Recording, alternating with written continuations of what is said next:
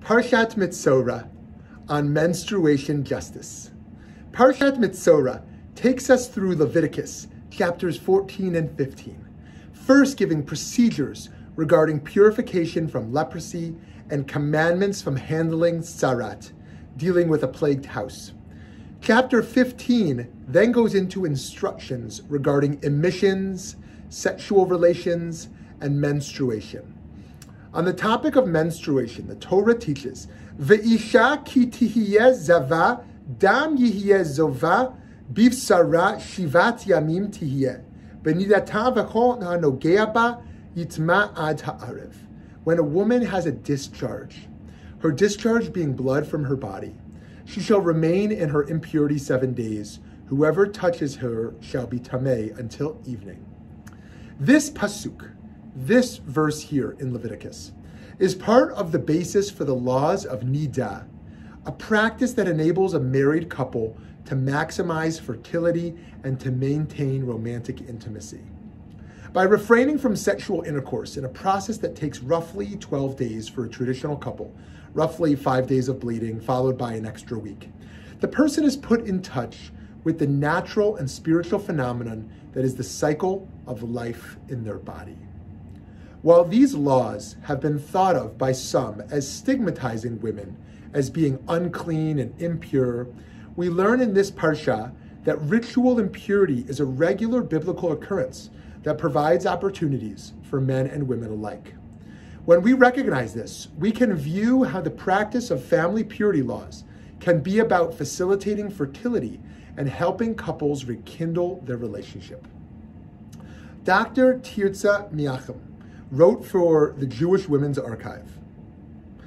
Advocates of menstrual law observance, she writes, emphasize potential positive aspects such as the sense of honeymoon when sexual relations are allowed, the opportunity to develop non-sexual aspects of the relationship, and modes of communication and time for oneself without worry about sexuality.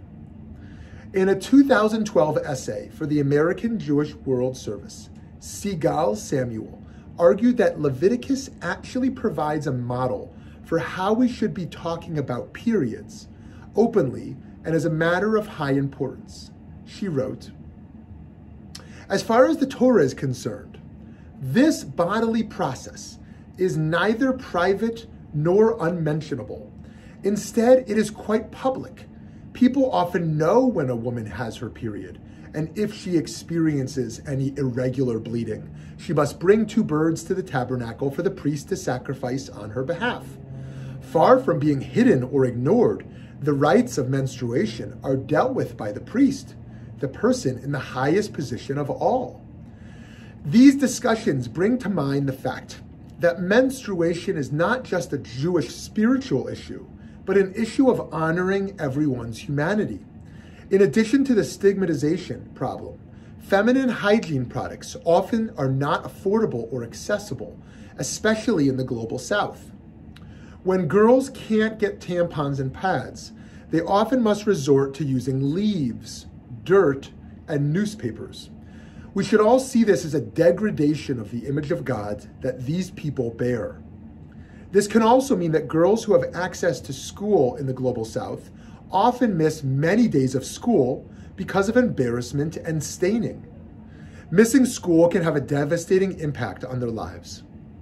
In America too, access to menstrual hygiene products in migration detention centers, jails and prisons, and schools remains an unresolved issue.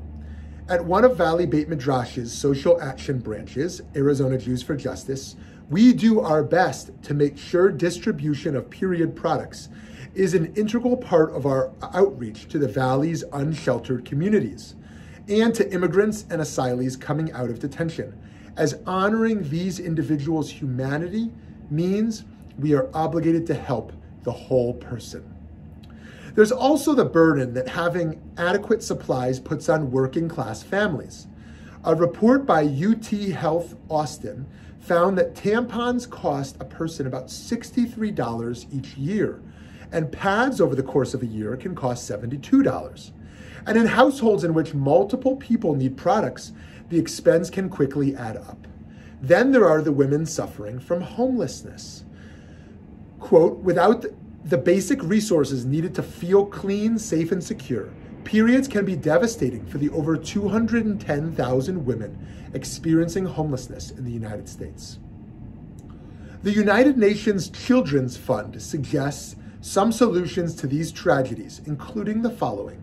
Number one, ensure adequate access to affordable menstrual protection products by exempting menstrual products from taxes and providing products for free.